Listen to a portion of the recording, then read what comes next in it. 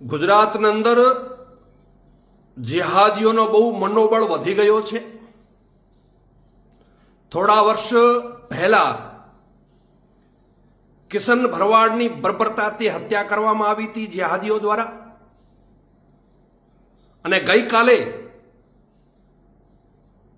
ધંધુકાની અંદર ધર્મેશ ભરવાડની હત્યા કરવામાં આવી છે।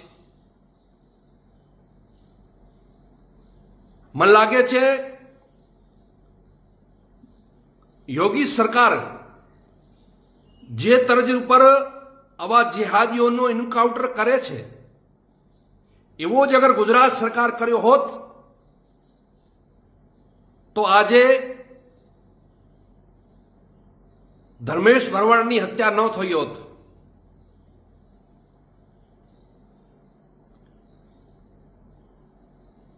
આ જેહાદીઓને ડાંભવા માટે અને જેહાદીઓને મનોબળને તોડવા માટે એન્કાઉન્ટર કરવા જરૂરી છે, નહીં તો પહેલે જેમ કિશન ભરવાડની હત્યા થઈ, ગઈકાલે ધર્મેશ ભરવાડની હત્યા થઈ ને આવતીકાલે કોઈ ત્રીજાનો પણ નંબર આવી શકે છે। એટલા માટે ગુજરાત સરકારે આવા જેહાદીઓનો એન્કાઉન્ટર કરવો જરૂરી છે। અગર એન્કાઉન્ટર નહીં થાય તો હિન્દુઓની આવી રીતે રોજ રોજ હત્યા થતી રહેશે।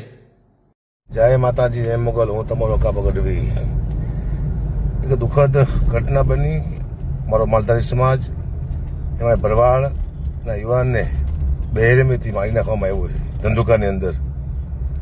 તો આવા નરાધમ માણસો છે, આવા નીચ વિચારવાળા માણસો, એને સરકાર કડકથી કડક સજા આપે અને ફરીવાર કોઈ આવું કામ કરતા ડરે એવી ભયાનક સજા આપે એ સરકારને વિનંતી। અને માલધાર સમાજમાં જે યુવાને જીવ ગુમાવ્યો છે એને આત્માને ભગવાન શાંતિ આપે એવી મા ભગવતીની પ્રાર્થના કરું।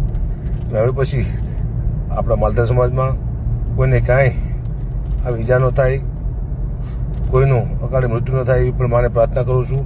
અને જે આ નીચ માણસોએ હરકત કરી છે આવી, તો બેરહેમીથી મારા માલધારા સમાજના એક યુવાનને મારી નાખવામાં આવ્યો છે અને કડેમાં કડી સજા આપે સરકારે એવી સરકારને અપીલ।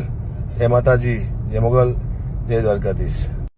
નમસ્કાર, જય માતાજી, જય દ્વારકાધીશ। જણાવતા ખૂબ દુઃખ થાય, ધંધુકામાં ગઈકાલે બેરહેમીથી એક ભરવાડ સમાજના યુવાનનું મર્ડર થયું। આની પહેલા પણ કિશન ભરવાડનું મર્ડર થયેલું। આવી માનસિકતા ધરાવતા જે ન્યુસન્સ છે, હિન્દુ વિરોધી માનસિકતા, તો સરકારશ્રીને અપીલ કરીએ કે વહેલી તકે એમને કડકમાં કડક સજા આપે અને આ પરિવાર જે છે એને ન્યાય આપે। રહી વાત બીજી કે ડાયરા ખૂબ ભેગા કર્યા છે, તો તમારા દુઃખમાં પણ ભેગા છે।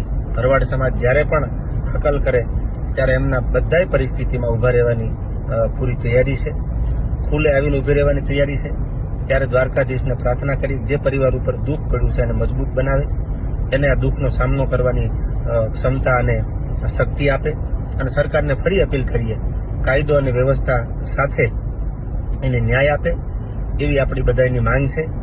અને હિન્દુ વિરોધી જે માનસિકતા ધરાવે છે આને વહેલી તકે જો ડામવામાં નહીં આવે તો આજ આ ભરવાડ સમાજ, કાલ કોઈ બીજો સમાજ, કાલ કોઈ ત્રીજો સમાજ, આ બધા હિન્દુ ઉપર જ્યારે આવા ઘા થાય છે ત્યારે આ પાંચમી ઘટના છે હું જાણું છું ત્યાં સુધી, તો વહેલી તકે આનો કંઈક રસ્તો નીકળે એવી સરકારશ્રીને આપણા બધાની અપીલ છે।